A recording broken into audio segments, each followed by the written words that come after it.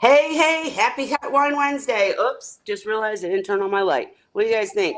Better with the light or not? Is it more You It turned looks it clear? like you're on so sunburned. fast, I didn't notice. You look fine though, so. All right, well, since I don't have time to adjust it, we'll just turn it off. How's that?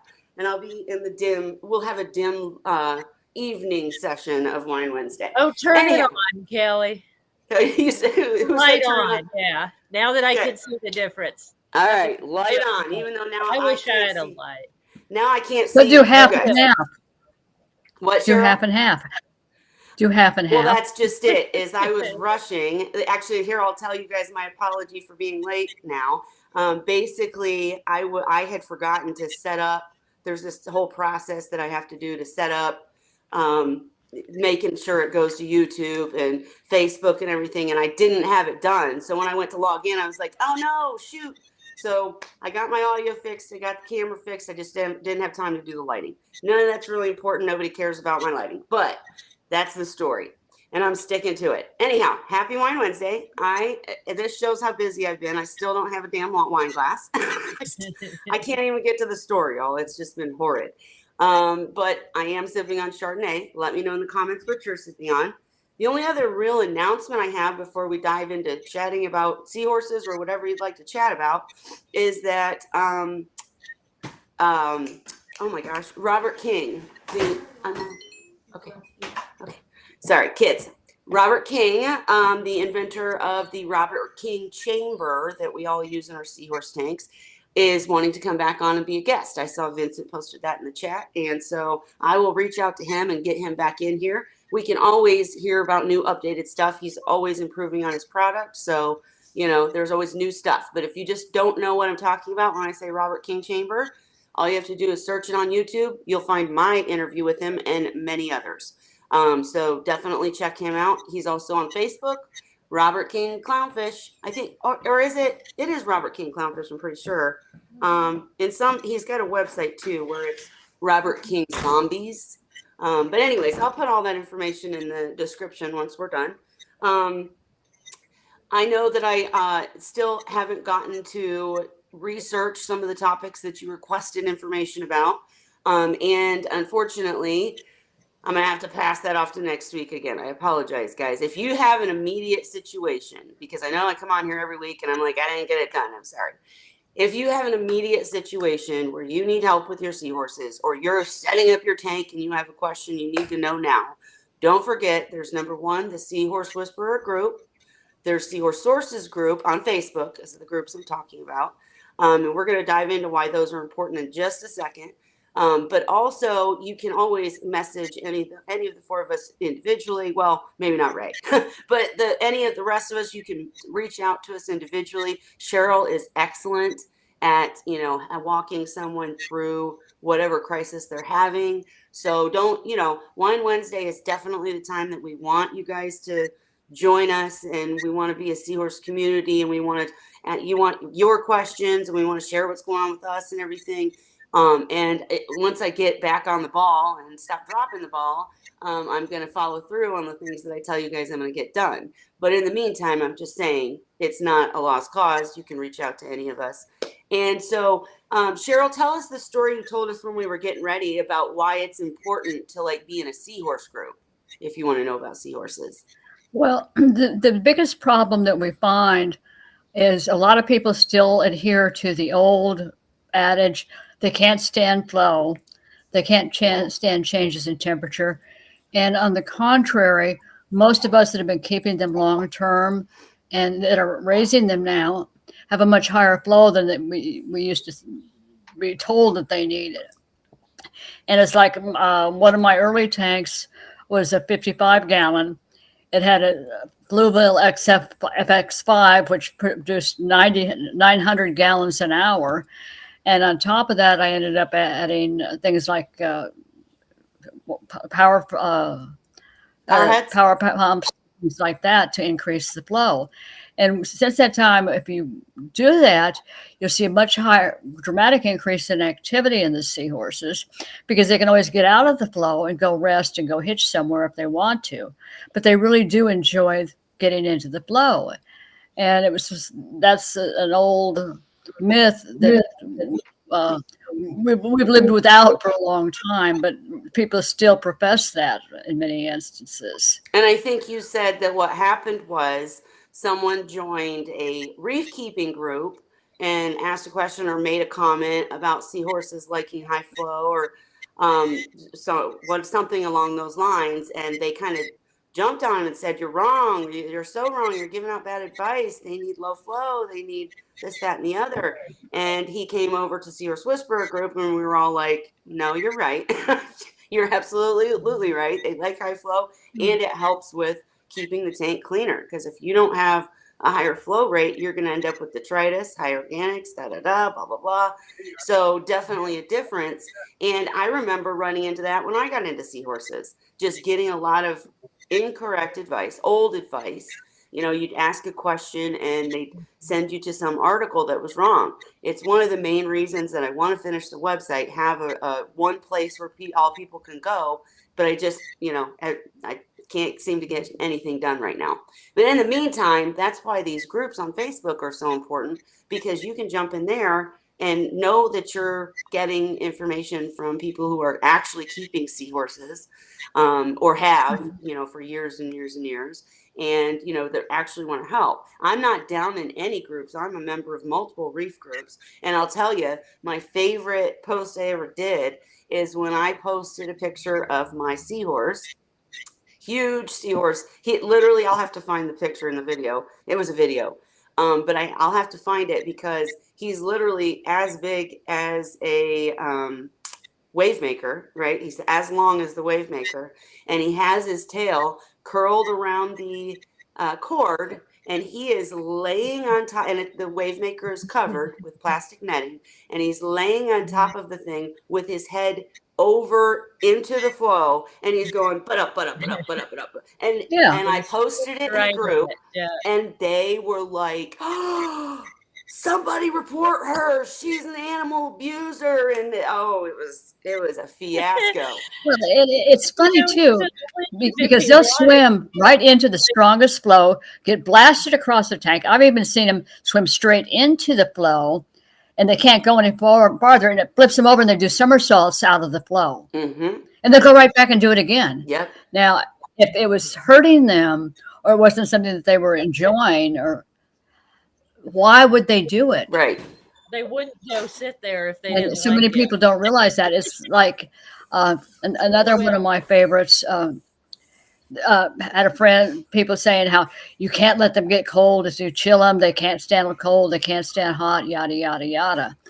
Well, one year I lost, it was my first real success raising fry. And I lost my I lost my heat. It was before I had a generator. And it froze. It froze for over 12 hours. And my nursery tank, it was my first success raising little ones. They're about 1.5 inches long. I got up and they were all laying on the substrate. Mm. The tank was 43 degrees. Mm. Yeah, because it was near the floor. So I started a gradual rewarming them, used a heating pad and some other stuff, but I didn't want to warm them too. The paramedic in me kicked in. I said, you can send them into convulsions if you thaw them out too quickly. Mm-hmm. And they started lifting their little heads, and then slowly they started swimming up, but it was warmer at the bottom, and you could see them diving back down where it was warmer. Literally, they would swim up about a third of the way up, and all of a sudden you go shooting back down where the heating blanket It's was. too cold up there. But ultimately, I spent 3 days gradually rewarming the fry and never lost any of them. And the adults were fine. They were just hungry. It didn't seem to bother them at all. They just wanted to eat. Yeah. Well, So go ahead. there's a lot of myths about seahorses that we've changed a lot of what we used to do 20 years ago. Sure. And what were you going to say? You were saying something, Holly, because I'm trying to pull this up if I can. No, I was just saying they have free will in the tank. They wouldn't go sit somewhere if they didn't want to sit there. Right. You know, they wouldn't sit on the power head if they didn't like it. They wouldn't hang out in front of stuff. If they didn't enjoy it, they would go somewhere else. So. Yeah, it's like the males that will hitch to an airline and gently move back and forth when they're getting really pregnant and pretty miserable. You can see they're not real happy anymore. And they'll sit there and move back and forth and letting the bubbles hit their pouch. And I'm sure what they're doing is it helps massage them, and they don't kind of move things around for them. But I've watched them do that more than once. And if they wouldn't do that in the flow if it didn't feel good. Right. Yeah. Absolutely. Oh, okay, here we go. I'm trying to log in to see if I could show this. But because I can't remember where exactly I posted it. I know I posted it a couple different places. But anyways, you have any funny stories, Miss Holly? I know they have free will. Sometimes I forget. Right, right. Any funny stories from you, Miss Holly? Not especially. Everybody's doing good here. Today was tank cleaning day, and that went well. And then everybody had their dinner afterwards, and now they're just hanging out. It's almost their lights out time. Yep. See, I have yeah, I don't know if I'm going to be able to find I don't think I'm going to be able to find it, unfortunately. Oh, wait, I did. Yeah, I did find it. Here we go. Real quick, before I move forward, this is what I just made a, not very good, apparently, but I made a TikTok. Here, I can't see what I'm doing. That's why I keep looking like I'm squinting like I'm crazy. Sorry, guys. But where in the world? Okay, Ray's comment was screwing me up. Okay.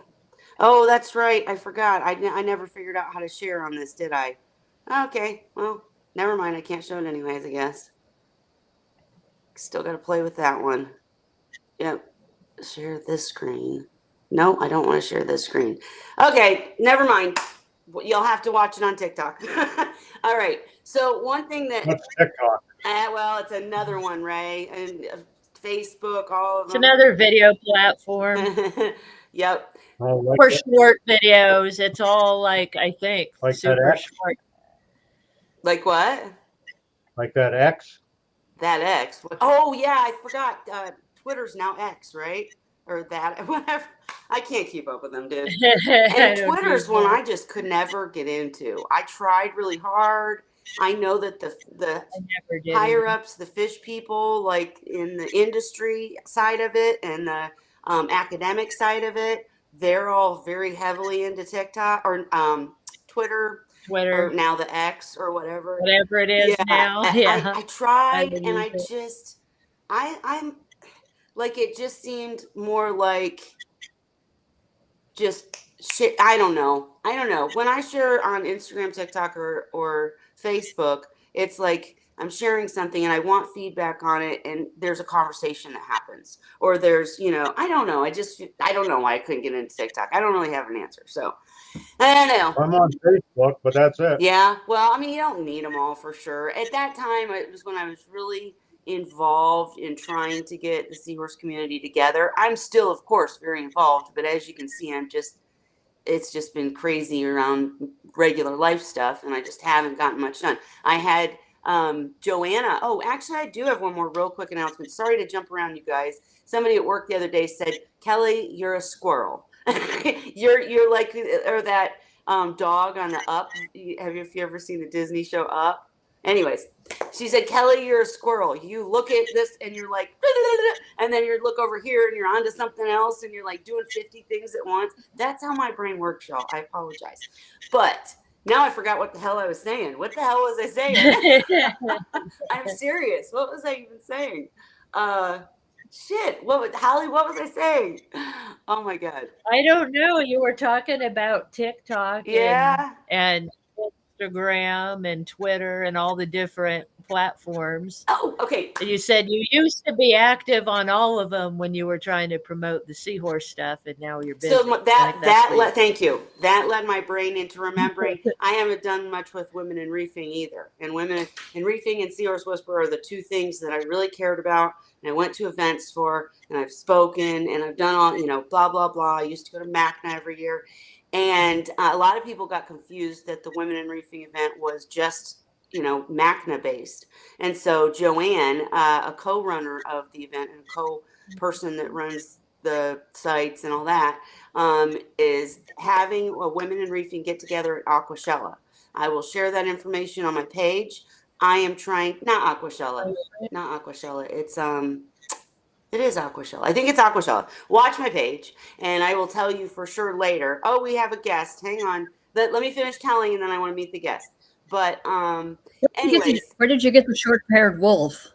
hang on. Let me I'm finish. kidding. Watch the page for the information, and I will talk more about it next week. But I'm going to try to get there. It's in September, so that'll be, maybe I can do a Seahorse thing there too. We'll have to see. All right, now tell us who we're looking at, Holly. Is this your new friend? That's my house guest, Blue. Hi, Blue. Yeah, he's gonna be with me the next couple weeks. Doesn't look very blue. He's a good boy. What kind of dog is that? I don't really know. She says husky, but he's obviously not. I would say likely. Oh, I thought of that before. Yeah, I'll have to think about it and see. Yeah, I had it in my mind what kind of dog he was, but it's escaped my mind. Hey, He's got something like husky in. He doesn't really know. He's a mixed breed, but I know what he looks like. And it's not husky. It's, yeah, kind of like a Malamute. He's big though, like a what are those dogs called? Shepherds? Newfoundland? Oh, Newfoundland. Oh, okay. Well, he's bigger than most of those kind of dogs. I've known people that had purebred huskies, and they're not that big of dogs. Like Malamutes are bigger. My sister-in-law has a husky, and it's big. I don't know. It might not. I mean, she said it was pure, but who knows? These days. The blue eyes and the shorter coat kind of say something from down in the lower 48 had something to do with this. I did, while she's looking, I did miss saying, hey, Fish Fam link. Don't forget, we've got lots of links over there. Hey, Coro Works. Hey, Send Ginger. I see you guys jumping in and out. Totally get it. We didn't have a guest this week. We're just kind of rambling. But if anybody has any questions or wants us to talk about a topic, that's what we're here for. So get us on track. Get Kelly the squirrel on track. Here we are talking about, I'm talking squirrel. She's talking dog. Hey, whatever. It's Wine Wednesday, right? It's supposed to be fun. But Holly's still looking. So I will say, what other interesting things have you encountered in the group, Cheryl, like about seahorses? Have you seen any good posts lately or questions or? I think the funniest one was the one about you have seahorses can't handle flow, and oh yeah, no, that's the one we just talked about. Yep. Yeah. No, that's funny, and I just meant, like, I see when I do get online, I see so many really cool and incredible seahorse tanks that, like, they're doing more unique things, like Holly's that's, got no sand or no, well, one of them has half sand, right, Holly? Yeah, it's getting less and less. Actually, right now, it only has one little section of sand, and that's under my Gobi's cave. Like, it's got just a strip that's just his cave and surrounding area. And honestly, I don't think he really cares about the sand. Yeah. I never see him digging in it or anything. He thinks he's a seahorse. he's It's funny though. You were asking me something funny, if my seahorses were doing anything funny lately, and actually, yes, Sadie has been really interested in Gobi's meals and the way that he eats, because I feed Gobi directly out of the turkey baster.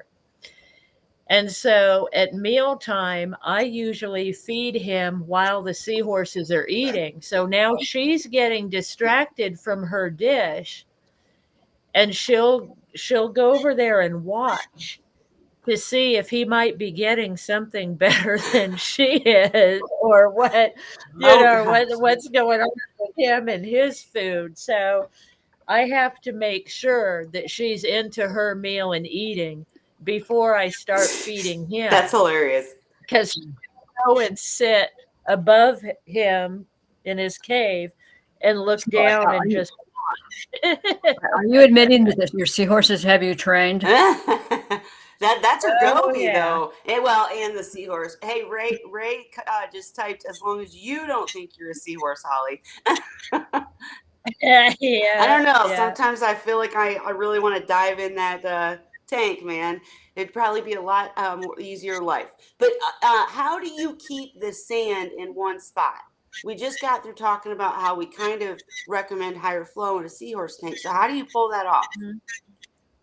It's that area doesn't have much flow to it. Yeah, it just stays there. And if I need to corral it, usually I just do it when I'm cleaning. I'll take a piece of acrylic and just kind of push the water, and it puts the sand wherever I want it. Wow. And yeah, my flow is generally much higher in the tank where all the stuff's on top, and then I got bubblers and stuff. So right where it is, So it's just kind of like, it just I think what you're kind of saying is you use like different ornaments, or not ornaments, but different pieces in the tank to like block the flow so yeah, that area stays.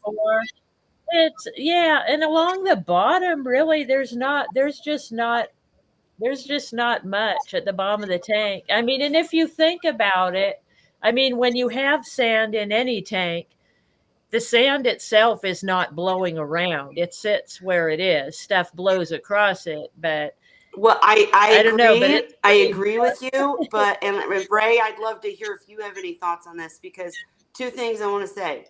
First of all, my reef tank, that was just the bane of my existence. Oh my God. Getting the flow right in my reef tank was probably one of the hardest things I've ever done.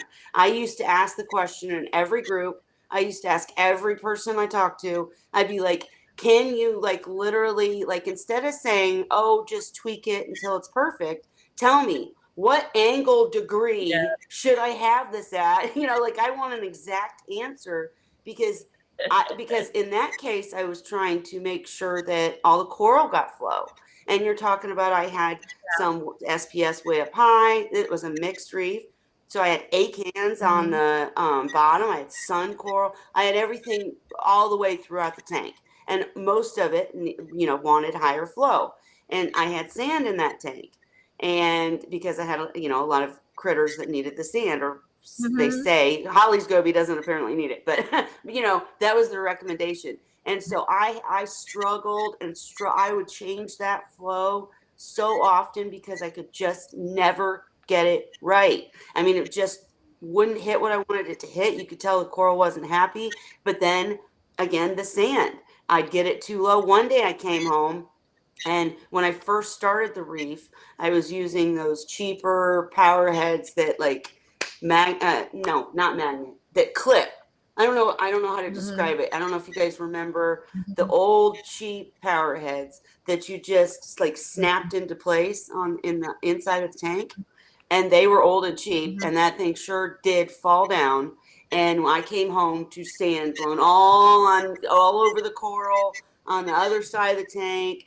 Oh, it was terrible. It was terrible. So, anyways, I upgraded and got better power heads. But my point is, I just struggled with that sand. And one of the things about, like, that's why when people say, why do you like a bare bottom seahorse tank? We can name multiple reasons why that can be beneficial, but I always say, if you want to do it, it's not hurting anything for sure. I just have always struggled with getting the flow right when we're dealing with sand in a tank. And I've also had trouble with, like, I had a weird situation in the reedite tank where I had black furry algae growing out of it. It was terrible. But yeah, I know I'm squirreling. I'm going 5 different directions. The real question is, how do you handle flow in a sanded tank, Ray?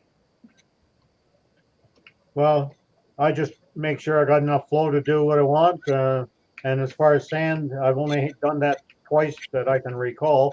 Once I used a baking dish. Another time it was a dish that had Hamburg in it from the grocery store, and it was the size that I needed. It was plastic and it stays down when you put the substrate in it. So anything that can contain it, and And as far as flow, I work to get about 20 times flow, and usually have a little bit more than that. And I'm not as concerned about it being all in one place. Mm-hmm. Basically, I want to move things around so that I end up with one dead zone. Because I don't think it's possible to get nose dead zones. Right. I agree. So I get one dead zone where it's easy for me to siphon out any crap that settles there.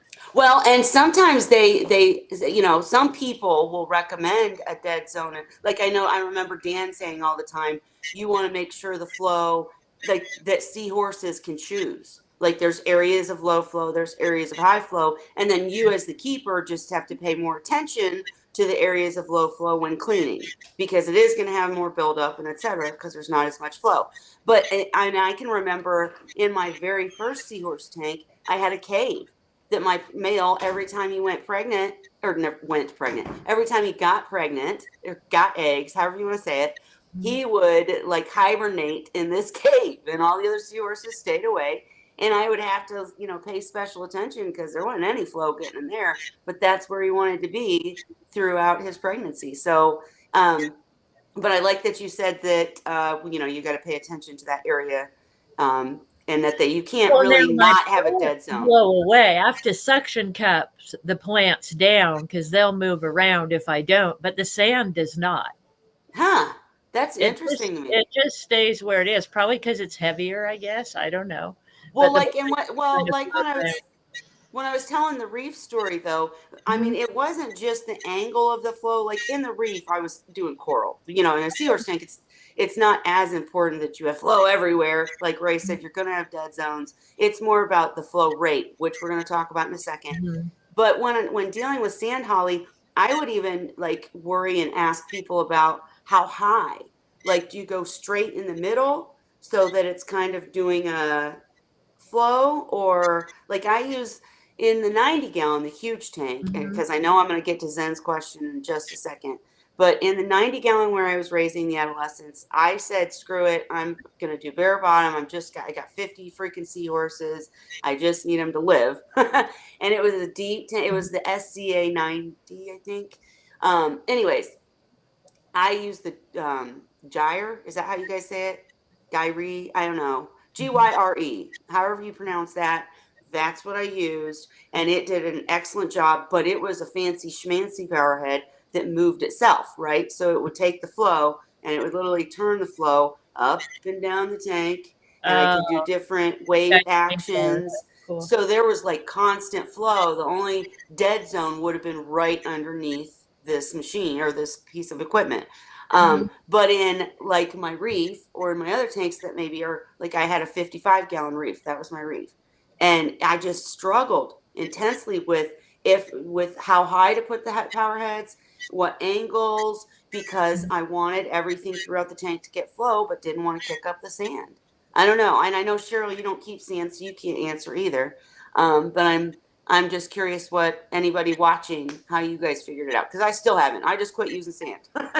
And I'm interested too, Holly, with the fact that yours doesn't move. Maybe you're right. It's just thicker. Great point. And I don't have a lot of sand in there either. I mean, the sand that I have is not even an inch. I mean, it's maybe a quarter inch, maybe half an inch in some spots, and just maybe about an inch wide, because there's getting less and less. I mean, it started out as a bag of sand, but as I siphon, I suck some of it up every time. So it's just getting less and less and less. Yep. But luckily he doesn't seem to care, so that's good. But I did want to touch on, Ray, something that I think you started to get into. Terry's tropical tank. Hello.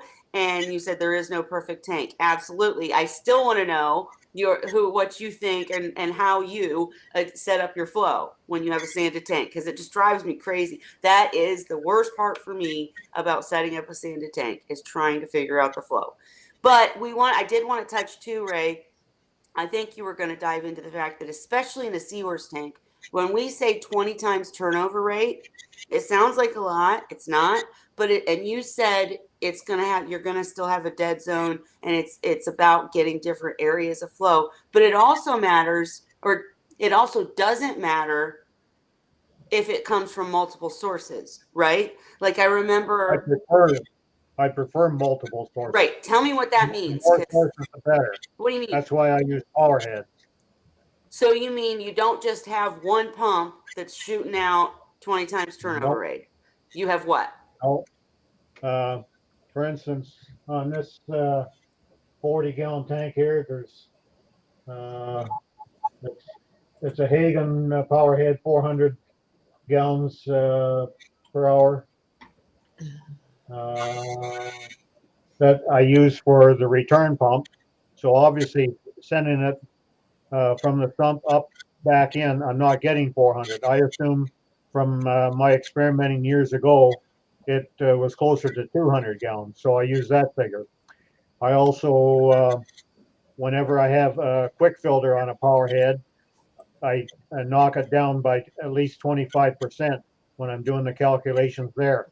And that's just to start with. And I realize that as the filter starts accumulating stuff, it's going to get to be even less. Sure. But for my calculation figures, I used like 75% of whatever the rating is. All my power heads are 400 gallons per hour, and they're all the Hagens.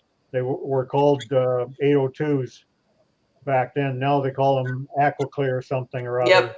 Yep. They look exactly the same. Parts are the same. Just a new name. Hey, prettier box. But 1, 2, 3, 4. So there would be five of these power heads at 400 a piece, but 2 of them would have quick filters on it. So you would have a reduction just for the quick filter being on. And that's in what size tank, Ray? 40. Wow, that's awesome. Seriously. But I want to have a lot of variation in the direction of flow, and I'm not interested in spending money on a wave maker or something that's changing. Like, to me, it's a waste of money getting something that's going to do something like that when I can buy something cheap that's going to work anyway and satisfies me. And the Seahorses always seem to be happy with it. Well, on that note, though, the thing is that when you're setting it up, the first thing to take into account is to make sure that the direct blast is far enough away from something so if a Seahorse does decide to swim into it, not going to get blasted against anything. So that's number one. And then lastly, I want them directed so that I'll end up with a convenient dead zone. Other than that, like I'll even change them around. Maybe after a month or something, I'll change 1 or change 2 just for the hell of it. And well, on that note, I would say if you're gonna go with, I like that you're pointing out the fact that you could use multiple lower rated power heads that are made Seahorse safe in whatever way, whether quick filters or whatever, or you could do it. It's just what you want to do. 400, I don't consider low. What? 400. No, I don't either. I'm just saying, like, someone could do that, could use that method, right? I'm just saying multiple at a lower method than you would, or at a lower rate than you would use if you were doing just one, is all I'm trying to say. I'm not trying to say you're using lower rated pumps. I'm saying you wouldn't do just a 400 gallon per hour pump. You wouldn't do just one because that's not enough. No. Right. So you could do. Well, I wouldn't even use one source with everyone. Like, I've got 2,400 gallons an hour pumps. I've got 1,800 gallon an hour pumps, but I wouldn't use just one.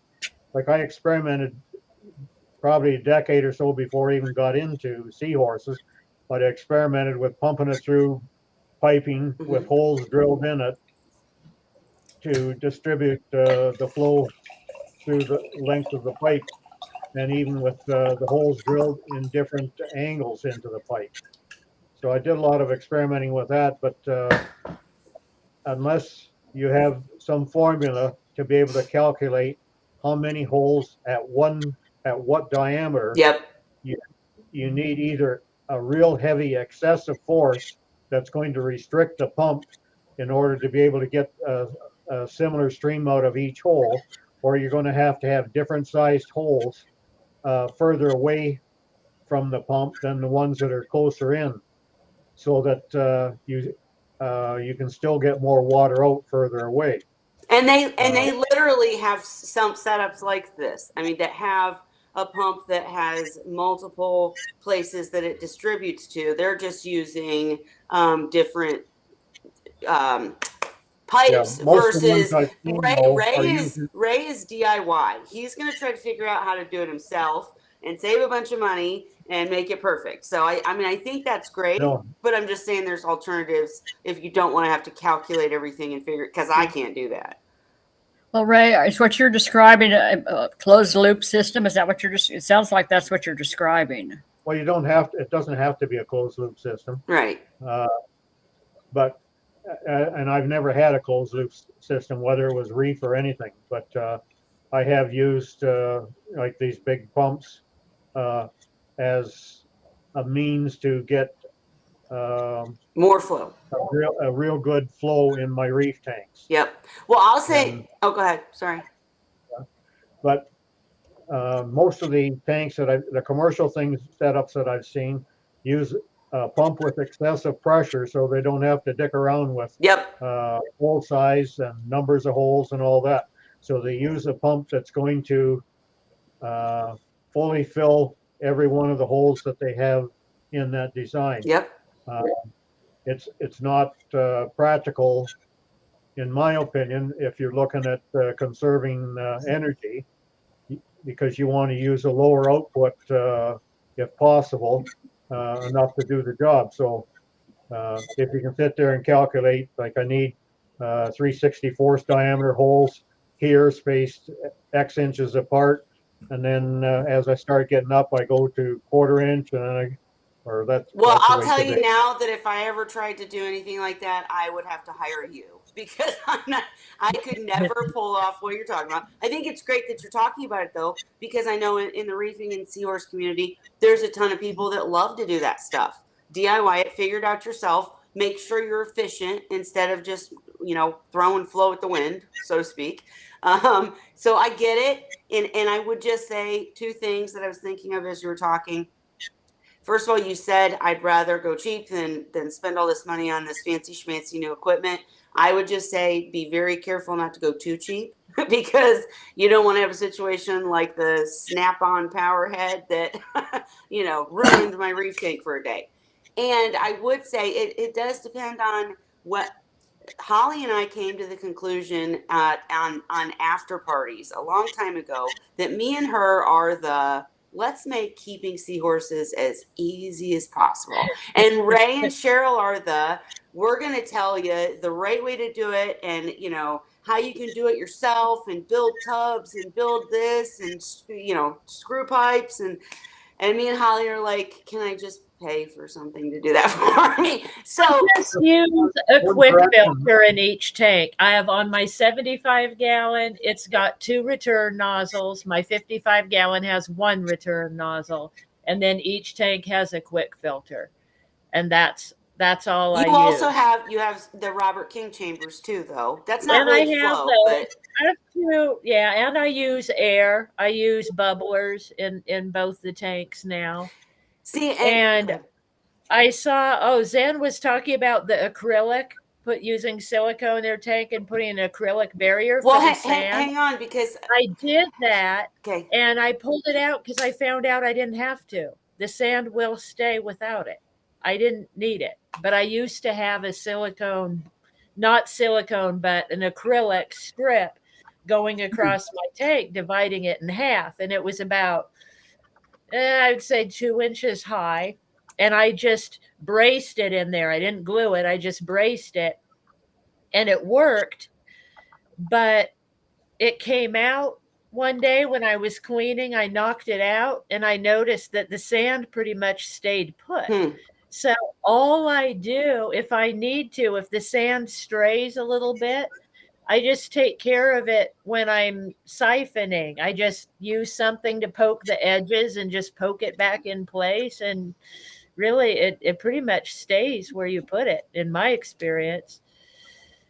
Hang on, I'm going to read what you said, Ray. But Zen, the actual question that Zen asked was, I'm literally considering measuring a piece of acrylic and using silicone to put a 3-inch divider in the middle of the tank and making it half sand so I could regulate the flow on one side. And Holly just answered that. But I do want to point out the fact that, number one, Holly, you only have a little bit of sand. I think Zen wants like a fully sanded side. I had more. No, it was half sand when I started. It's gradually got more because I keep vacuuming it out. Sure, I get it. But I would also changing. I get it, but I would also argue that what you're talking about is I would say that's pretty low in the arena of flow versus every tank. And the only reason I tried to stop you from jumping into this is because I wanted to make a couple comments about Ray's thing, and then I know there's other questions we have to get to, but I would just say the whole point I was trying to make with Ray is that when you have multiple sources of flow, number one, if one stops working, you're in a better shape. And that was Abby of Seahorse Source's main point when she would talk to new seahorse keepers, is making sure that you have multiple areas of flow or multiple methods of flow. Also, about what Ray was talking about is I know that you can do things a certain way yourself, and there's so many different ways to do things, like Ray said. But I really like the pumps and power wave makers that allow you, number one, a feed mode, just because I typically broadcast feed, and it's just easier if I can shut the flow off for a minute and then have it come back on and let the flow go crazy and let the food, any leftover food, go crazy. But it gives them a lot of time to eat up most of it so that my cleanup process is not as deep. And then, also with those adjustable pumps and wave makers, you can have a pump that's rated a ridiculous amount and you can adjust it down, right? So then as the pump gets older and probably doesn't work as well, you can nudge it up a bit and just whatnot. I like the adjustable options. And what I was going to say about Zen's question, Holly, and your answer, because I'm just fearful that if someone tried to set up a tank like that, like what is your rate of flow? Like with your pump and your power head, what is it equal? Because I always have more than one. And I don't know. It was over the amount I need with just the pump alone. But have it written down somewhere. I don't know what it is. I didn't mean to put you on the spot. I just meant that. No, I don't keep it in mind. Sure. I just know it was right, and then I just went with it. I mean, that was years ago. Sure. So yeah, and I'm just trying to make the point that when we're talking about multiple arenas of flow and we say 20 times turnover, you want the water in your tank to cycle through 20 times. 20 times turnover, 20 times an hour.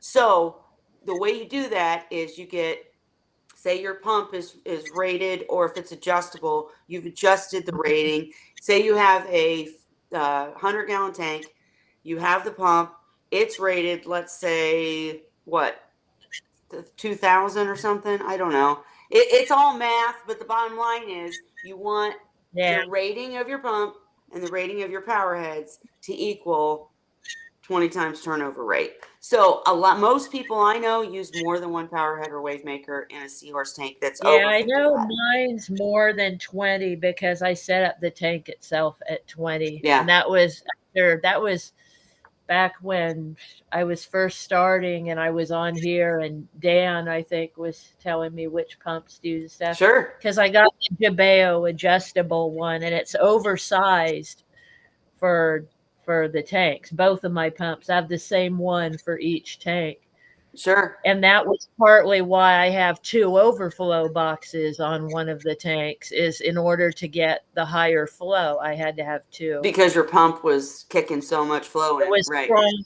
It would fill the tank faster. Yep, I get it. I get it. So, And that's something to consider too. Great point, Holly, is that, if you get a really but high then rated I added other stuff after that. So I don't know what the flow is now. I know, Maybe but I you would made a great say, point that if you get a high rated flow that maybe isn't Mhm. adjustable or you don't want to adjust it, you want that high rate, Mhm. you're going to have to make sure the tank can handle it or you're going to end up with 2 overflow Yeah. boxes for sure.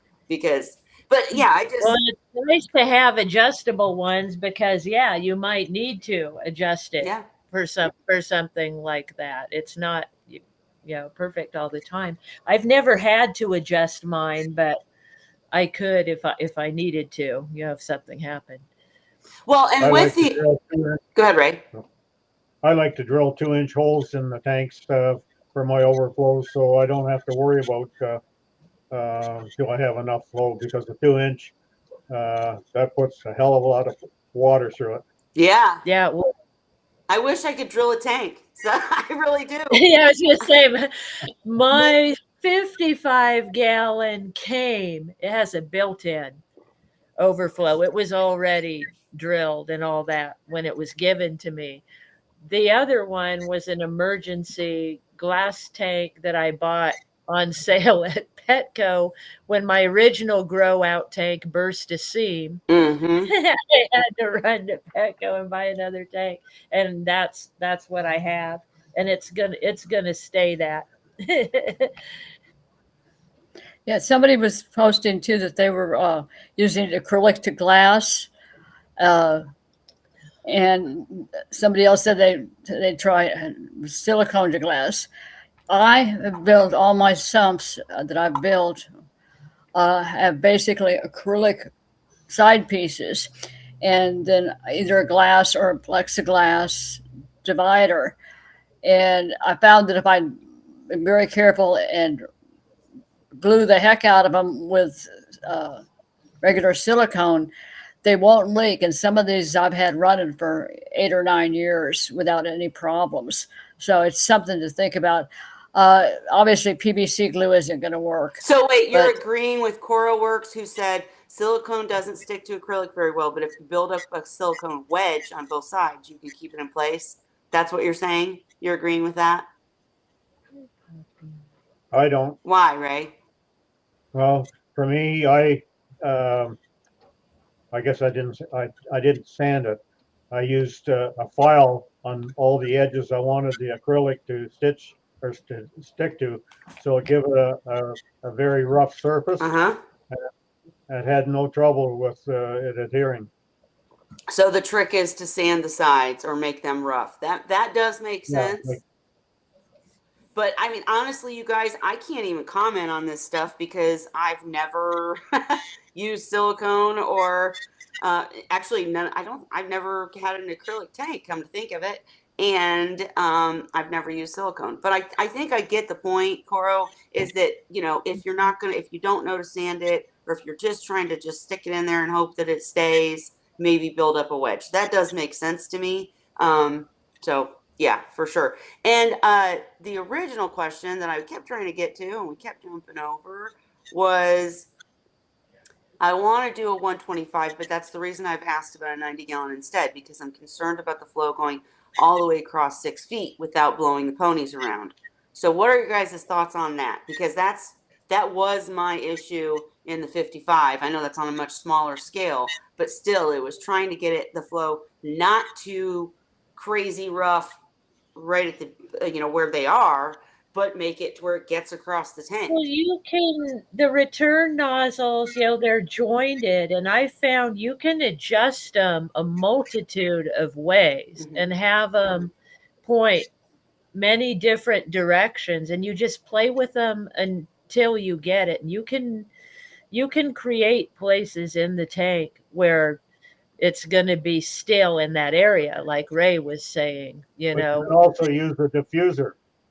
Yeah. What's a diffuser? That's something that gets in the way of the flow and spreads it out. Yep. Yeah, I have those on some of mine. Some of them I do. Sometimes I'll pull them off because I don't like them. They'll like reduce the flow too much. Sure. But they're good for angling. Like I have on one quick filter, I'm using one, and on the other one, I'm not. Just because they're two different brands and they have different ways of working, and I liked it on one and I didn't like it on the other, so I took it off. But yeah, there's all kinds of little things that go on the returns and return nozzles and stuff, so you can control, where that flow's going and what it's doing. Cora Works said my high flow return pump has a manifold splitter with valves on it. One of the splits goes back into the sump, so I can reduce the flow of overfilling past what my overflow does. Right. I know what you're saying because I used that kind of situation when I had in the reef tank. When I set it up, I didn't know what I was doing. Completely admit that. And the person that helped me obviously didn't know what they were doing because I ended up with my refugium like off to the side. So my sump on my reef tank was, first compartment had the sock and the, oh gosh, what else was, I think rubble rock or something, whatever. And then the middle part was the one that had the return pump, which sounds weird, but then the third part had the refugium. It did work. I mean, it was not like, I don't think it was thought through very well, but it did work. And basically I just teed off so that the pump was shooting water back up into the tank and let more gently over into the refugium, which would come back over into the middle portion. So I mean, I there's so many ways to do this stuff. I mean, none of them are wrong. And Zen and Cora were also saying they were talking about acrylic to glass. And see, you guys, I'm out on that conversation because I've never used acrylic. It's not a preference. I just never bought an acrylic tank. I don't know. So Just in case, I'd like to make a comment on flow restriction. okay. I don't know whether it happens very often, but years ago I found people they were using ways to restrict the inlet flow rather than the output. And that's bad because if you restrict the input flow, you're going to end up with cavitation, and the cavitation will in time destroy the pump or power head, whatever you're using. Look it up here. Yeah. What happened to her? Uh-oh. She went bye-bye. Yeah, I build all my own sumps, and each one is designed, like I've got sumps that I've specifically designed that are a little different. When they're going to fry tanks versus at large adult tanks. And I'm comfortable. And I did learn a long time ago that PVC glue does not work well on acrylics. Silicone will do a reasonable job, but you have to be careful to make sure it's well braced or it's not going to hold up long term. But they're not hard to make. Yeah. I think I own half the 29-gallon tanks in San Antonio right now. That's what I use for most of my sumps. Yeah, the splitter that Coral was talking about, having a diversion that you can divert some back into the tank, that's the best method. But Yeah. still, most pumps will take a restriction at the output side. It's just the input side. You can't restrict that. Well, I'm laughing because most of my pumps are the old Marineland utility pumps that were made in Italy. And those things, I mean, I've had some of those for 20 years and they're still working. They absolutely are mind-boggling. Most of my Hagen power heads I bought in the early 90s. Repeat? Most of my Hagen power heads that I bought in the early 90s. Yeah. And the only reason they're not in use now is because I don't have Seahorses anymore. Yeah. But I have to laugh because you can't even find the pumps anymore. but I bought enough over the years that I have, because they always came with spare parts, impellers and stuff like that. And so if one starts to mess up, I just go looking through the drawer to find the part that I need.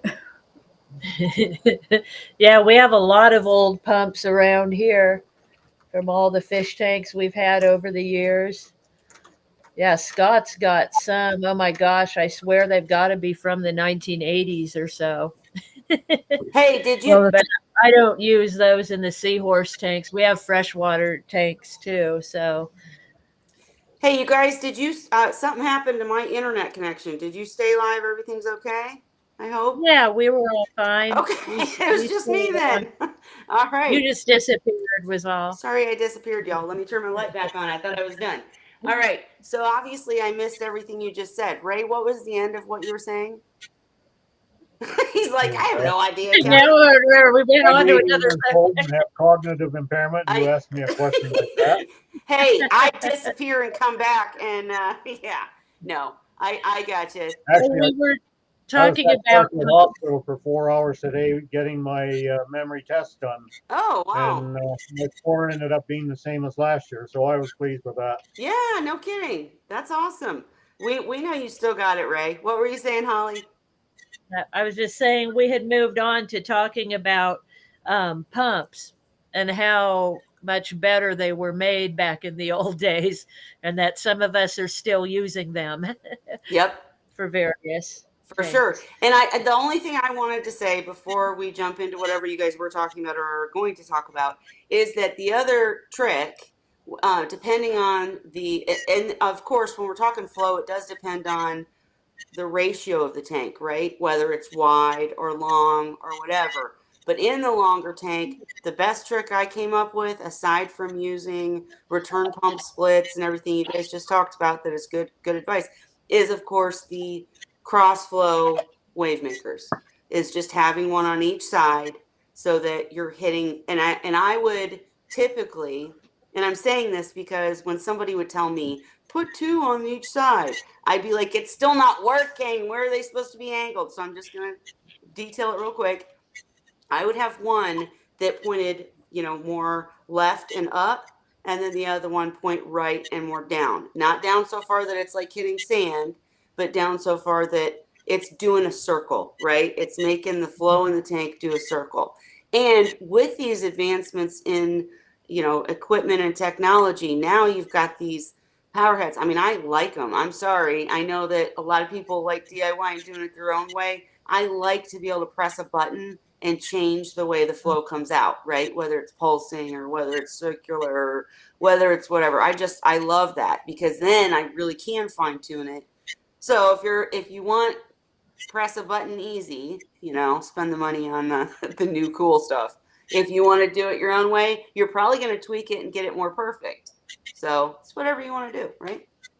Anyways, I know that was probably totally random since you had moved on, but I wanted to make the point.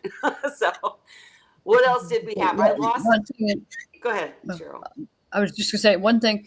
When you have a pump that you may think is pushing more water than you really want going through the tank at that point, you can always add a ball valve in there and drain it off back into the sump rather than worrying about trying to reduce your flow. Let it just drain back into the sump and it'll keep on pumping. Yeah, I think that's what CoroWorks said, wasn't it? Isn't that what he said? Yeah. Well, he was using a manifold, I believe, instead of a gotcha. ball valve. Yeah. So what do you mean, Cheryl? Like just tee it off? Or yeah. something? Yeah. Okay. Basically what I do is I put it in there, I put in a ball valve on it, and I can either reduce the flow going one way or the other, but I'm not impeding the flow. I'm just redirecting a portion of it. Gotcha. Makes sense. And I don't know. I think I unfortunately, when I lost the connection, I lost all the questions. So I don't remember if there was any more. Did you guys see any more questions about this or comments? I'm sorry if I missed anything. No, I don't think you missed any comments. I think they're all the same ones are here. Okay. No, I mean, I can't even see that. Everything's gone to me. So from what I'm seeing. Okay, good. All right. Well, what else do we have to discuss, guys? I do want to make these shorter. We've been going an hour, but if there's anything else to discuss, I'm here for it. You know, apparently my internet connection's not, but we'll figure it out. It cut you off. Oh, one thing I wanted to say too, ask you guys too, is do your seahorses eat off the ground? Mm-hmm. Do seahorses what? Eat off Eat the off ground. the ground. Will they eat off the ground? They would if I allowed it to sit there long enough, but with my practice, I would take each tank and get so that I knew how much food I could put in, have it gone in 10 or 12 minutes, so that there wasn't anything that I had to sit and siphon out really, and didn't have to worry about it sitting there and then later on seahorse to come and pick it off the bottom. Sure. So Ray, did you broadcast feed and did you keep the flow on when you fed? Always broadcast feed, and I always allowed one power head to stay on when I had the feeding time, but the ones with the quick filters would be turned off, and they were on a timer, so I would turn them off, and then the timer would just automatically turn it back on after 20 minutes. Gotcha. It's not that I set it for 20 minutes. It was just standard timers that household timers. Yep. You plug in, there's a dial on it, and so I would set put triggers in to turn on for 4 times a day, and so every time I would feed the tank, I would first of all turn the timer off. Then I would turn the dial so the next trigger to turn on come up against the stop, and that was each one. It took about 20 minutes for it to turn it back on again if I got it set against that stop, and then. But you With, always had one power head going, so the food is floating around. The seahorses are chasing. At least it. one. Okay. Most times there's actually two without quick filters. Quick filters, but I would turn off the return pump and the ones with the quick filters on, and they would be on that timer that would automatically turn it back on. So I would feed, and then I could walk away and leave it. Because well, 2 points about what you just said. Number one, that's because you had paid attention, played with it, and figured out how much to feed to where they'd eat it all so that you didn't have to clean it up. Because one of the key things we say is after you feed, if there's any left over, get it out of there because you don't want them eating it an hour later because then it's got bacteria problems and it's nasty. Don't like it'd be like you eating shrimp that sat out for an hour. We don't want to do that. So also the thing you can't depend on setting up similar tanks and taking just the same amount of food. For instance, 4 of the tanks were 40-gallon tanks, exactly the same, with 20-gallon sumps and same power heads and everything in them all, and the same number of seahorses. But for some reason, some of those tanks would need more food than others. Sure. Or conversely, some would need less. Out of those 4, I believe 2 of them used the same amount, and one used a little bit more. The other one used a little bit less. Oh yeah, there's no way we're gonna. Some of them eat more than others. There's no way in hell that we're gonna come up with a way to say this is how much to feed your seahorses. I actually did a video about how when you get new seahorses to test out and figure out how much they eat. I'll find it and I'll put it in the description. It just goes through steps on how to feed new seahorses and how to make sure you're not feeding them too much or too little. Shh, kids, sorry. But there was Holly, you wanted to say something, didn't you? Go ahead. Oh, I said I have some that do and some that don't eat off the floor. Yeah, I mean and it's a personal thing for the seahorse. Yeah, and I feed all the ways. I have one tank that I broadcast feed, and some of the seahorses in there actually prefer. There's dishes in there too And there's some of them that prefer to go eat out of an actual dish. In the 55-gallon, where I only have Dandy and Sadie, they only want to eat out of a dish, and neither one will eat food that's on the floor. Dandy will spill sometimes while he's eating because he has the swimming issues and motor skill problems. So he'll knock food out of the dish sometimes, and he'll stare at it Mm-hmm. on the floor until I come with a turkey baster and scoop it up and put it back in the dish for him. He won't eat it. Interesting. And then in the other tank, where they're more used to broadcast feeding, those ones will eat on the floor, most of them. There's a couple that prefer to actually swim to a dish and eat there, but I just let them eat wherever they want to eat. And they eat different amounts. There's 5 seahorses in that tank, and Dandy and Sadie alone eat as much as all 5 of them Right. in a meal. Yep. Sadie especially, she will eat an entire half a cube of mysis Yep. in a sitting there. Well, that's why I made that video on how to figure your seahorses out, because there's no way we're ever going to be able to say this is how much you feed 2 seahorses, because that's as individual as their personalities. Do you eat more than me? Probably not. I get hangry. Well, I like to eat. I get hangry, but I mean, just saying, I agree with that. The other thing, Ray, is I love that you made the point that if you are going to broadcast feed, which that's my favorite feeding method, I like seeing them chase it. I feel like it gives them exercise, which seahorses, whatever. In my head, my Kelly head, it gives them something to do. It's more fun. It's more like it's live. I like broadcast feeding, but you have to make sure that you shut off your pump. You don't want the food just getting sucked in. And I've run into that problem. Right. I've run into that problem in the all-in-one, because I honestly don't have power heads in the all-in-one. So because in the all-in-one, and so I'm asking if anybody out there has an all-in-one and how you resolve this with seahorses. Maybe I need to add some sort of additional flow, but I made sure that the pumps because there's 2 not adjustable, unfortunately. They're adjustable in the sense that I can, like, they're the old adjustable where you can twist the thing and, make more flow come out or not, but they're not adjustable as in I can press a button and get more flow or turn it off. So I made sure that they were over 20 times turnover for the tank, but they hit, because the 40-gallon is long and not very wide, right? So the power head, the 2 returns, are right here, and they literally, no matter what I did, they were shooting and hitting the front of the tank.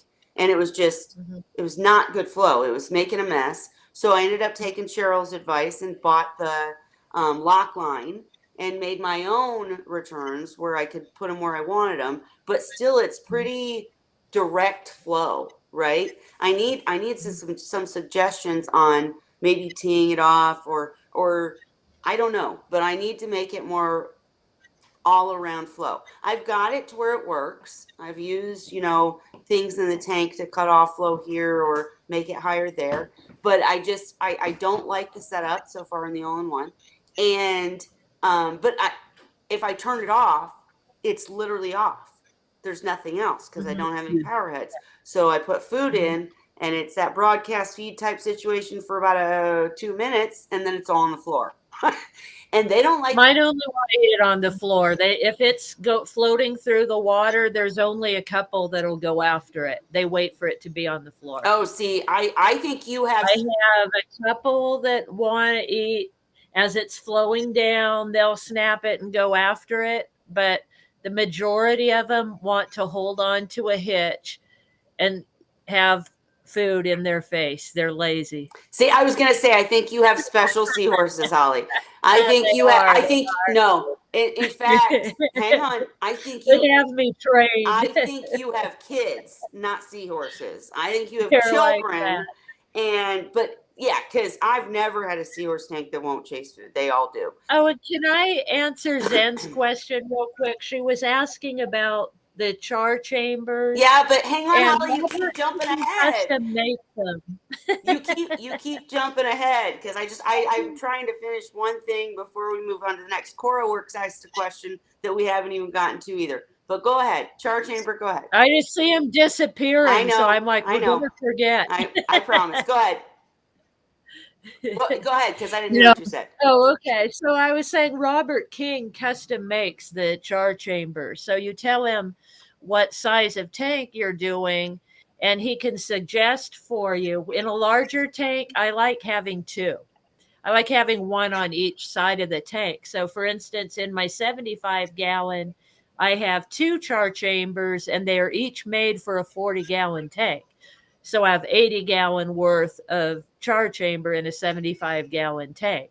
Now, in my 55-gallon tank, that char chamber was a prize, and it's designed, I think, also for a 40-gallon tank. But I only have one in the 55-gallon tank, and it works fine by itself. Yeah, it depends on how much detritus you have in the tank and how much you're feeding. It's going to make a big difference in how they're going to work.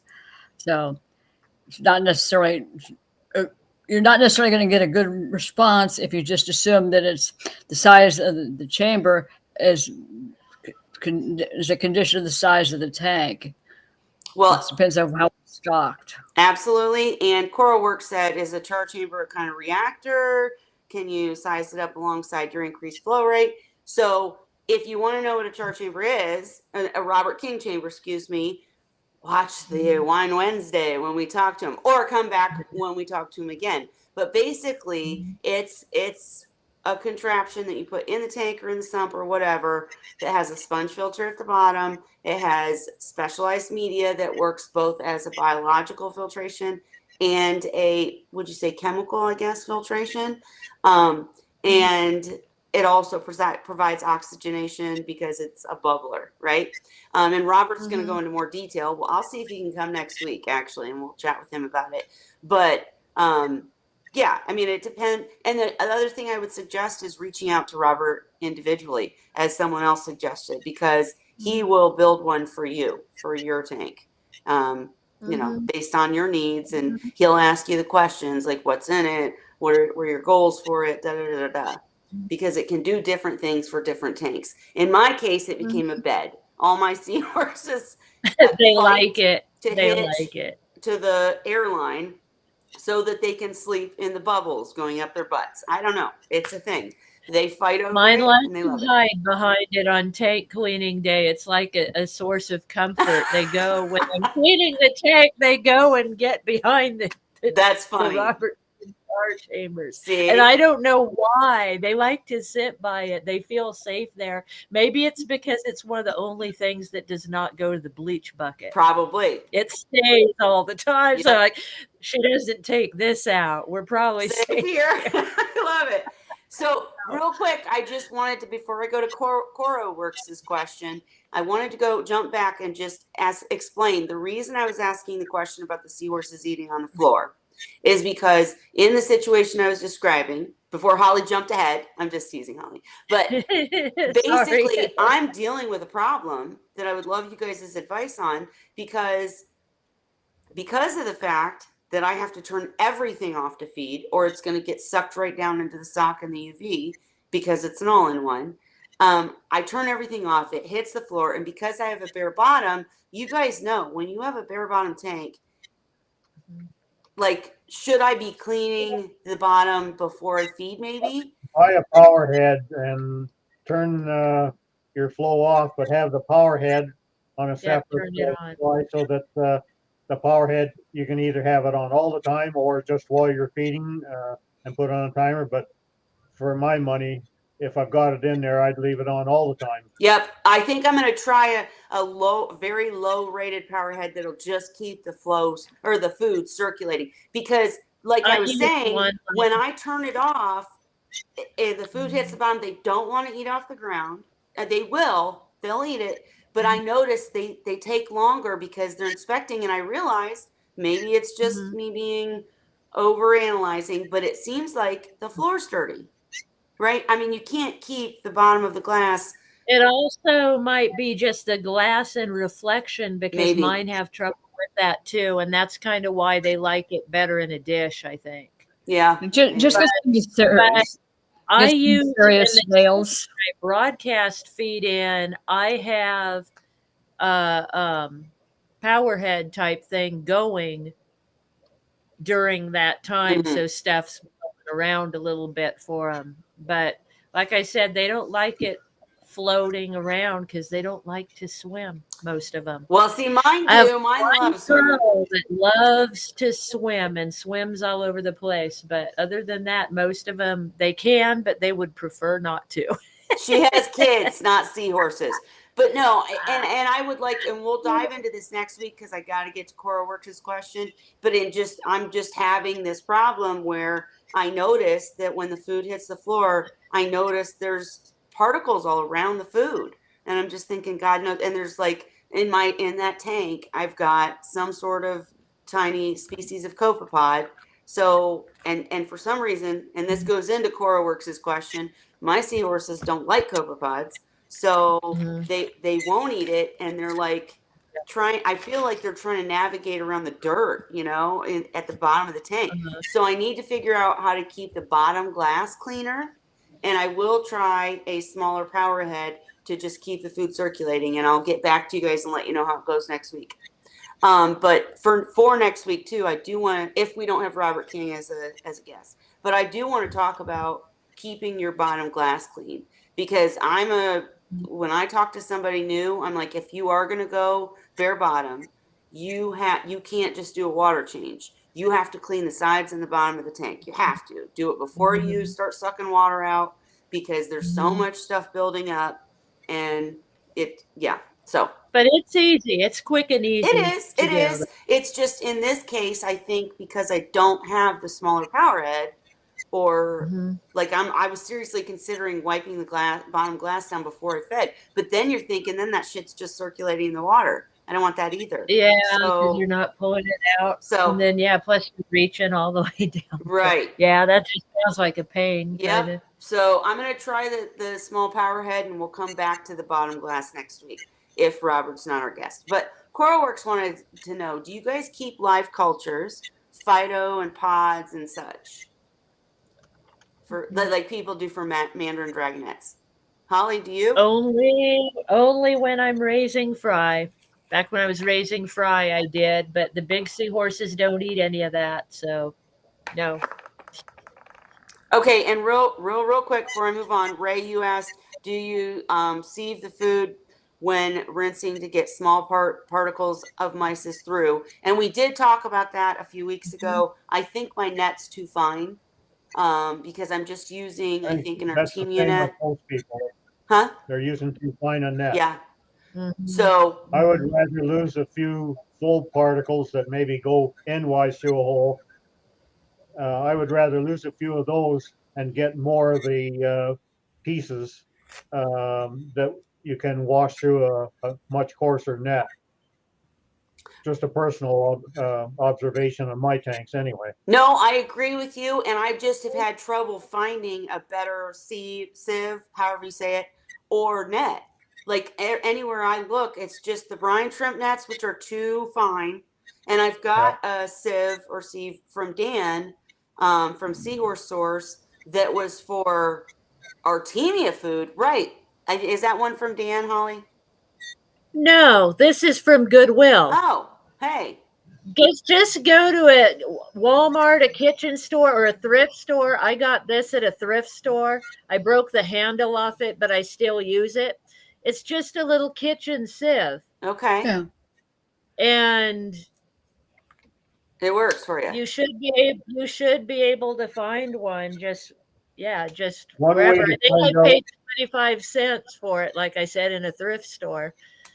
if you have the right size, when you rinse, I'm gonna go get my sieve. rinse it Go ahead. through.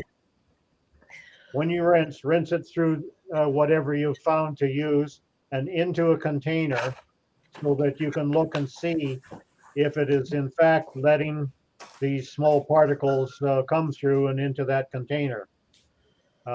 Once you know that it is doing the job, then you can just rinse it right through into the sink. Yeah, I just rinse mine in the sink with the water flowing. I rinse off the food and then I turn it, it'll be full of food. And I turn it upside down over a Tupperware and pour salt water over it so it comes out what's in here. And then I take the little Tupperware of food and water and my turkey baster and go feed them. I have a kit for each tank So I was like that. sorry, I was trying to make this look better because I haven't used it since I had Fry. Because when I say I can't use the sieve from Dan, okay, this is dirty, you guys, because I haven't used it in quite a minute. But let me see if I can make myself big. I had some from Brine Shrimp Direct that are actually sized, like it'll say what size they are. I have a set that I used when I was raising fry, Okay, but they're expensive. hang on, I can't get this. Hang on, I can't see my arrow. Damn it. For the fry, it's handy to know, like, because you'll be using different ones for copepods and brine shrimp and what have you. So Yeah, that's a but good set. you see how have. fine That's this no good is? for food. Oh yeah, that's very It's fine. Yeah, ridiculous. that's no good. It's for our teamy food, and I'm not saying I'm using that for brine shrimp. I'll go get the net just to show you guys what I'm using that's not working. Go ahead with your Yeah, comments. brine shrimp net is too fine also. Well, I'm going to show it. Mhm. You Just have so to they have know. something much coarser than that. It took me a long time going to different fish stores until I found one that did the job for me. But it was worth it. And when Holly's talking about that one that she picked up, I have one that I used as a backup that I got at the dollar store here. Uh-huh. And, the only problem with it is in time, if I didn't get it properly rinsed, then it started rusting. See how fine that is? Yeah, I have a Yeah, that's scrubber I fine. use Yeah. with mine every time too. A scrub brush to scrub it out. And then, I rinse it and dry between feedings. But I found that the kitchen strainer is really, for feeding the big seahorses, it's been the best size out of all the things I've used. Well, that's I had a interesting that you like the Brine Shrimp strainer. Direct. It's interesting that you like the strainer because when I got just a regular fish net, it was too big. Mhm. Everything went right through it. Yeah, no, you can find what, and it's just the perfect size, and it pretty much matches. There was a strainer. See, when I was raising fry, I got a set from Brine Shrimp Direct, and they're square boxes with different size of mesh, different grades. There's like 4 of them in there. And the one that has the biggest space was the one that I liked for feeding the adult seahorses. And it just happens to be, I compared kitchen strainers to it, and it's about the same as a kitchen strainer. So when I figured that out, I'm like, then that means all I need to do for them is go look for kitchen strainers, at the thrift store or the dollar store or wherever. Right. And so I've gone through like a few of them. Now, sometimes, like Ray said, you have to watch them and be careful because they can start to rust. They're metal. Sure. The ones that are metal. So you just keep an eye. But this one I've been using over a year now. And so far it's still good. Well, Zen Ginger Zen said, there. what? Go ahead. Yeah, with that one that you got on there for Zen there,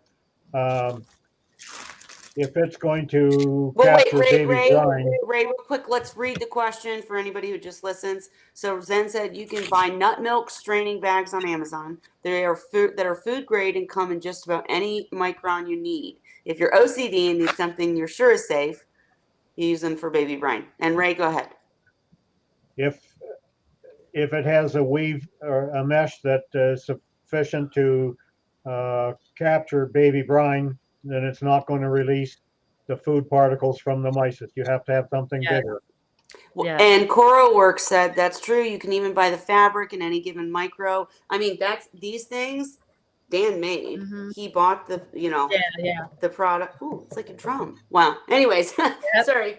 But yeah, and that's it. Is I'm gonna actually reach out to Dan because I'm just curious what micron you would suggest for rinsing mysis. Because Ray's point was absolutely correct. I mean, in my case, I think the floor is dirty before the food hits it because the flow's not good enough or whatever. But definitely you don't want to get a bunch of small particles that they're not going to eat that are going to just build up. So I need to find out the right micron.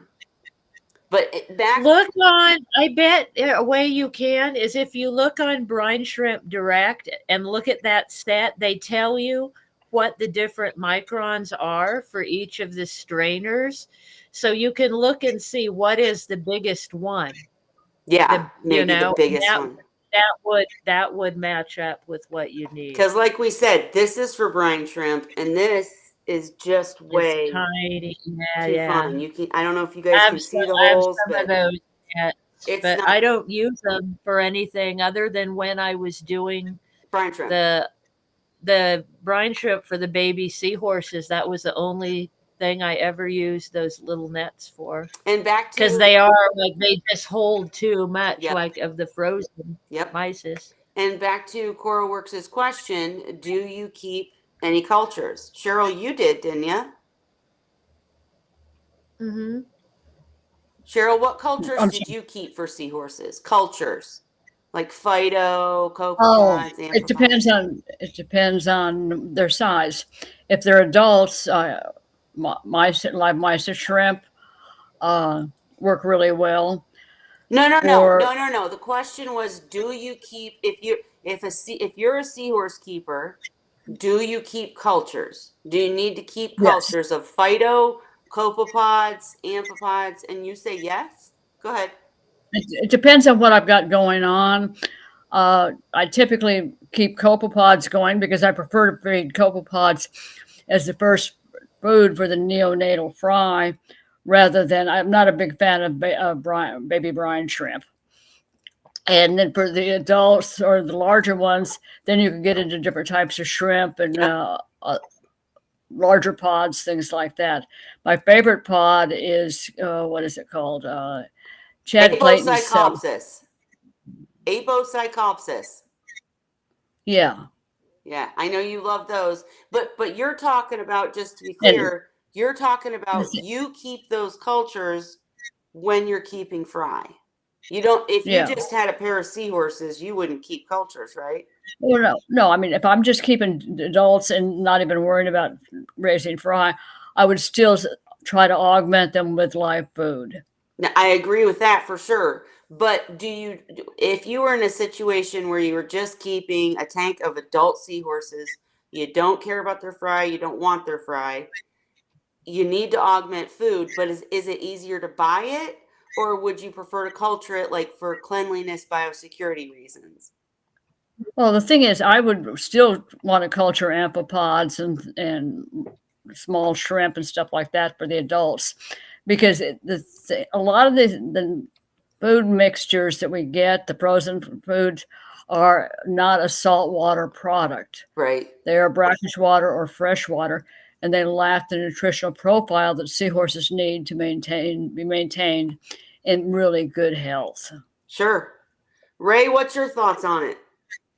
Oh, for many decades I was keeping cultures, but that was even before I got into seahorses.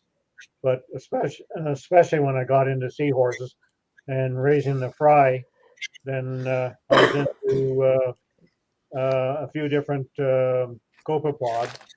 But I did live mysids. I was culturing them for a while, but it's very labor intensive and it's very space consuming as well, because you have to have so many tanks. You can't have young ones that were born more than a week apart, or the older ones are going to eat the younger They're ones. gonna eat. So you had to keep them separated Yeah. until they all grew to the similar adult size. I was But gonna say, oh, go ahead. Sorry. for the most Well, part, it was easier for me. I did the brine shrimp on a large scale. Like I was growing them in 26-gallon garbage pails. Jeez, that's nuts. Well, That's commercial I was scale. selling them to stores around here. That's partly why. Yeah, you were the supplier. But I would say Yeah. if you're not trying to raise fry, it's that's why the question's hard, because if you're getting into fry, that's a whole different story. I do agree with Cheryl, absolutely, that if you're just keeping a tank of seahorses, you need to give them a treat now and then of live feeds. It just, it just I noticed if you want them Hard to to keep them. breed, they will breed more likely if they're getting live foods. And just the frozen foods, they're good enough, but do you want to, take care of them and have them be really healthy and happy, or just have them survive kind of thing, right? But the thing is, none of my adult seahorses, never, ever, not a single seahorse I've ever kept would touch a copepod. They just wouldn't. Same No. here. Fry, They're too yes. small. They're too small. the Amphipods, thing no is, wait, and this is the funny part, is that one of the points about not using brine shrimp on seahorses is that they shouldn't recognize it as a food. Because think about it, that's not a food where they're from, right? That's a freshwater thing. But for some reason, most seahorses will take it. I've had tanks of seahorses that won't take brine shrimp either. I mean, I'm talking adults, not yeah. babies. Let me finish my point, and then I'll let you guys all jump in. But I'm just saying, copepods, absolutely no, unless you're talking fry. Amphipods and brine shrimp, if they like them, I would absolutely try to buy and clean before you feed them, before you try culturing them, because if your seahorses don't like them, you've got a big old culture of nothing. Mysis, if I could keep anything in my home for my seahorses as a live food supply, it would be mysis. But as Ray just Yeah. described, it's ridiculous. Too hard. So for Yeah. me, and I know Holly's done it, I'd rather just buy from US mysis. Once in a Mhm. while, I buy them. I'll try to keep them for a week. I'll make sure they're, healthy and clean and enriched before I feed them to the seahorses. And then that's boosting um, I can't think of the word. It's not metabolism. It's boosting their immune system and just giving them a nice thing. They will absolutely eat mysids every time, and that's what I would culture if I could. All right, Cheryl, what were you gonna say? Sorry. Well, one thing, there's several things to keep in mind. Mice and shrimp are cannibalistic. Right. And when I raise them, I literally have a tank with a tube in it with holes that are much too small for the adults to get through. And it's got a strong flush, so it tends to push everything down into the lower tub, which actually works really well. But the problem is you've got to get, if you got a dozen females in there, all of which are gravid, and you got to get the ones that deliver out of there, or they're going to try to eat everything inside. They're definitely a pain to work with. Amphipods are much easier to raise in large numbers. They're not cannibalistic. Some seahorses, depending on the size and the species you're getting, can be a bit much for a seahorse unless they're used to hunting them. It comes down to conditioning them to take the live food and making it part of their diet. Mhm. And it's like That is hilarious to me, though. You talking about conditioning a seahorse to take live foods. When I was breeding, Yeah. I had to condition my fry to take frozen foods, and that was a pain in the Then it's ass. the opposite. Oh Yeah. man. But you know what's interesting? I remember when I was training the fry to eat frozen food. Once they took to it, they preferred it. Sure. Yeah, I remember I've had a bunch of videos come up lately in my Facebook memories of Sadie, actually, back when she was a fry and she was learning to eat frozen food. And in one of them, she's got, the frozen mysis, but there's also a bunch of little brine shrimp swimming around. and she's ignoring them and choosing the frozen instead. And that's when I knew I had them transitioned to frozen food because they preferred it over. Well, wait a My minute, Cheryl. Wait a minute. favorite. I got to say this real quick. I know that that's the exact opposite point that we're trying to make right now about adults, but I know that when you're dealing with Fry and they And finally you're love the trading them. frozen food, it's like, Thank whoa, goodness. yes, Yeah. oh gosh, yay. Man. Because trying to keep seahorses on live feeds like forever is impossible. You Hard. can't do it. Very But go hard. ahead, I Cheryl. couldn't Sorry. do it. Well, my favorite one was I was teaching some juveniles to take some basically frozen food. So here's this one little seahorse that's slowly swimming behind a piece of frozen food. And it's trying to sneak up on the frozen food by swimming very slowly. And finally, after going almost into around the entire nursery, she finally was able to make a snick and got the frozen. That's so I was funny laughing too. so They darn hunt it like hard. live food. They act like it's But that's so funny. Well, the thing is, wait. That's why I think, especially if you're talking fry, but even with adults, I feel like they enjoy it more if it's in circulation, if it's moving. If you could find a way to make I the food think they move. can see it better. I think part of it has to do with their vision. Mm, Because, and I've noticed now Dandy has learned because he has a hard time eating in general. mm-hmm. But I've noticed that he's figured out if he blows on the food, Yep. if he puffs on it, It'll move. it fluffs it up and it'll move, and then he can pick what he wants to sniff. And so I've kind of come to just thought in my own mind that maybe something about their vision, they don't see it as well. No, when I it's not. love that. I think you're probably right because think about it. I mean, we're not scientists here. We're not making some, declaration here. But if you think about it, the seahorse's eyes are going crazy, right? And they're looking for something moving. And if it's not, and they've been trained that this is your food, eat it. But they think about my bottom of my floor. There could be a piece of poop and a shrimp, and they got to make sure it has eyeballs and it's a shrimp, right? Or there could be a whatever, and that's not food. Their brains have to figure. I love that. I think it does have to do with their vision. That really makes sense to me. And yeah, because I had Barbori that would, oh my gosh, I couldn't broadcast feed. I had to target feed because they would just look at it, make sure it'd be floating past them. I'd be like, frickin' eat. And they'd look at it. Okay, there's eyeballs. It is a shrimp. All right, I'm going to eat it. But they were so picky. Erectus aren't usually like that. You don't run into that. But in the case where I haven't been able to broadcast feed the way that I want, that's what they're doing, exactly what you're describing, Holly. They'll stare at the food on the floor. And if food just falls, there's a bunch of it. Yeah. So they're looking through it. They're wasting a bunch of time when they could be eating more because they're trying to inspect the shrimp and see what's going on.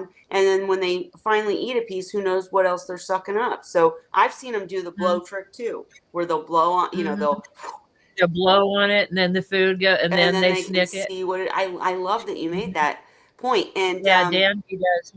And Cheryl, I know you got something to say. I'm going to let you, but we got to get to CoraWorks' question about frozen mice. I know you want to talk about that. But did you have something to say, Cheryl?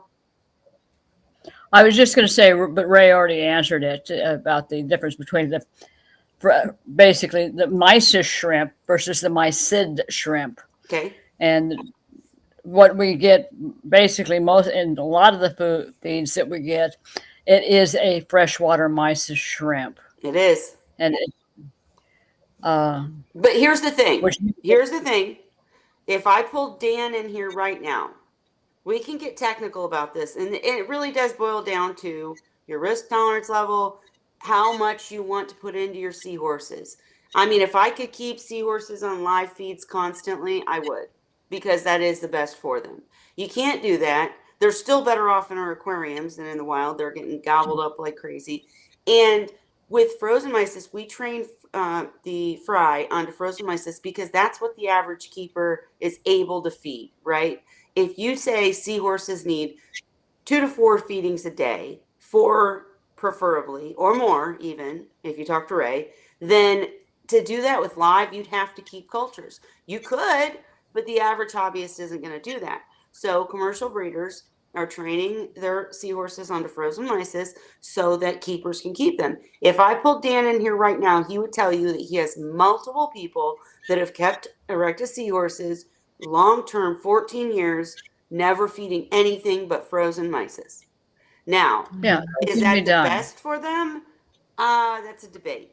But you can just feed frozen mysis. But that's why myself and I think the rest of us here constantly advise, throw in some live mysids. Get a live feed in there that you can enrich and really boost their immune system. Because, Ray and Cheryl are absolutely right. It is a freshwater source, but they're okay with it. You know what I mean? They like it. They eat it. They're good. Thing is, you can still get frozen and intermittently feed them actual saltwater mysis shrimp, or mysid shrimps rather, and as a part of to supplement their diet. That's what I use amphipods for also, is to supplement their diet with a true saltwater species of food. Yes, And that's the because primary reason I do it. well, and the other thing is that especially like commercial breeders or even a hobbyist breeder like myself, when you're raising the fry before you convert them to frozen feeds, you're enriching the hell out of the live feeds because even the brine shrimp is a freshwater source. It's not got what the seahorses need, so you have to use enrichments. And if you supplement their diet like we're talking about with live mysids or live whatever that they'll eat once in a while, and you feed that live source of food your enrichments, then they're getting a double whammy of like vitamins or whatever. I mean, it's like so good for them. It's like I much prefer feeding Apanamensis copepods to my fry than anything else, because there are saltwater species. They're highly nutritious. They're very small at birth, so they fit in, and they actually get to be a reasonable size so that they can be fed for a longer period of time than some other species. And they don't require live phyto, so that's another key, right, Cheryl? I'm sorry, what? They don't require live phyto. No, they will consume and propagate on phytopaste. Mm-hmm. Yep. But how did you get your seahorses, your adult seahorses, eating amphipods? I want to know that because mine won't touch them.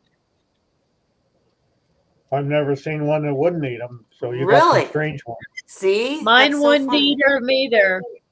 Mine wouldn't eat them either.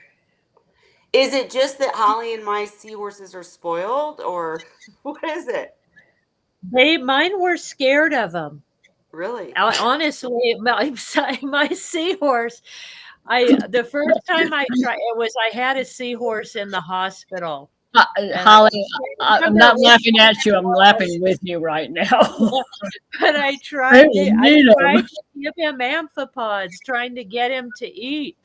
And he was hitched on his hitch in the hospital, and one of them came around the corner, and it was the first time I ever saw a seahorse jump. He jumped. I didn't know they could, but he saw that. Oh. Now I've seen a seahorse jump. And he was scared of it. He was like, well, he was sick though, that? right? Is there a bug in there? I mean, he was sick He though. was, but when he wouldn't eat him, I tried to feed him to the well seahorses, and nobody wanted them. They would watch them, but they weren't sure what to think of them. Yep. And don't they have a harder shell, Cheryl? Or a harder exterior?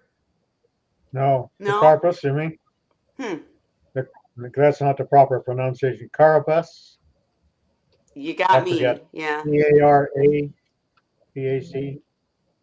I forget now. Well, I'm gonna have to Never try mind. again because I'm wondering if maybe Holly and I are just too mommy right? We're too like, we throw in some amphipods and they won't eat them, and we're like, oh, they don't like them, My Whereas, seahorses are not very wild. right? But I'm just saying, like in my case, I feel like if I had tougher love and I was like, "This is your food, dude," then they probably would. Did you have to do that, Cheryl, or did they take them right away? Or Ray, did your seahorses just go after the amphipods right away? Well, I guess like I never thought about it. I don't remember now specifically, but it's something that copepods, like I pull them out of my reef tanks and cultivate them in trays with rubble, and then I would just take some out now and then and throw them in the seahorse tanks. And it's not that they gobble them all up in a matter of minutes or anything like that. But they'd eat them. Got it. Yeah, they'd eat them. They'd hunt them down and eat them. Well, and I'm glad you said that too, because Dan has talked about multiple times, and he was talking about when he was using had a tub with dwarf seahorses. But I think Cheryl's talked about too. The thing is, you can put mysids in the sump and like culture them in the rubble rock, and if they eat each other, they eat each other. But if they multiply and you've got rubble rock for them to hide within, then you can just scoop them out and feed them up to your tank, right? I mean, there's different ways to keep live mysids in the tank. Like I said, Dan used to do it with dwarf seahorses because the dwarfs weren't big enough to eat them, so they'd run around basically being a cleanup crew, and it just worked out. What, did somebody say something? Like, thanks for leading me down the rabbit hole. I like that one. And that's interesting to me.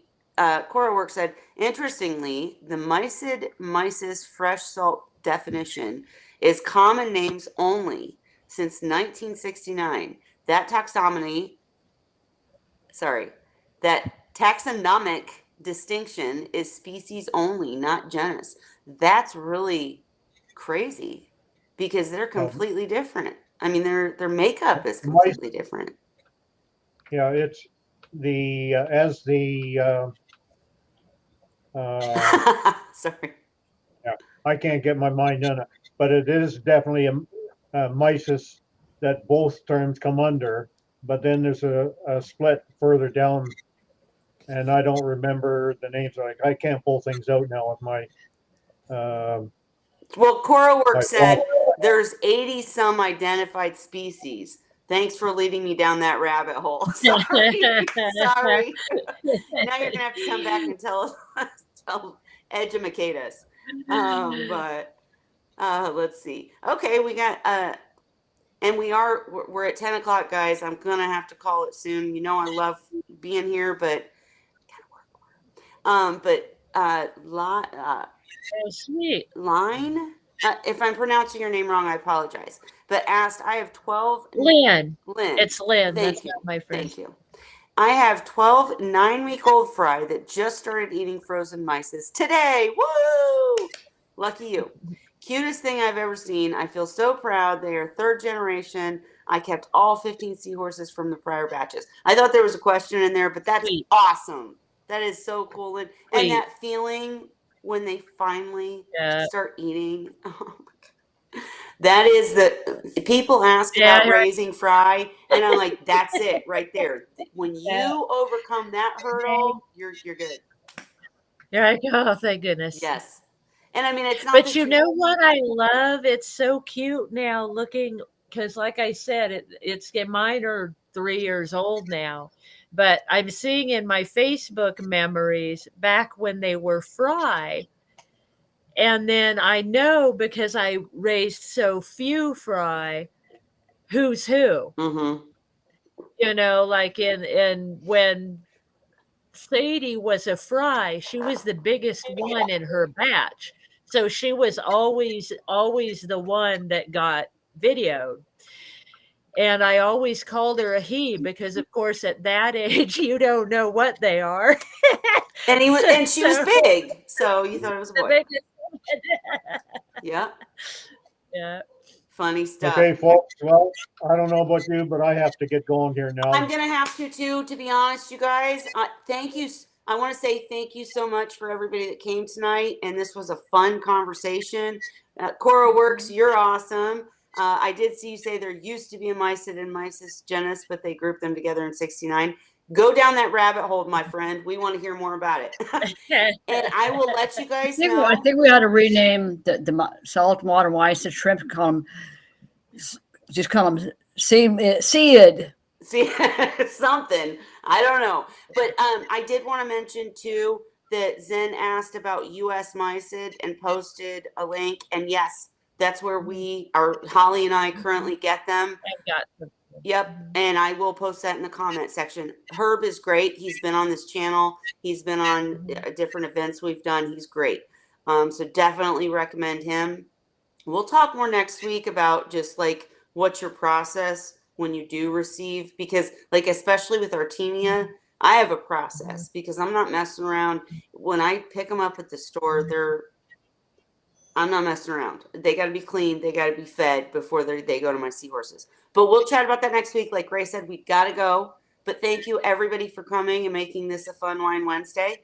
If we get Robert King for next week, all the things I just promised for next week will be the week prior or week after. But I will let you know on the pages here on YouTube and on Facebook. He probably can't make that short notice. So hopefully we'll have this whole great conversation again next week. But for tonight, I am going to have to say Happy Wine Wednesday. And I'll see you next week. Everybody say cheers. Cheers. Happy Wine Wednesday. See you then. I am so glad you guys kept going when I was gone. All right. Cheers.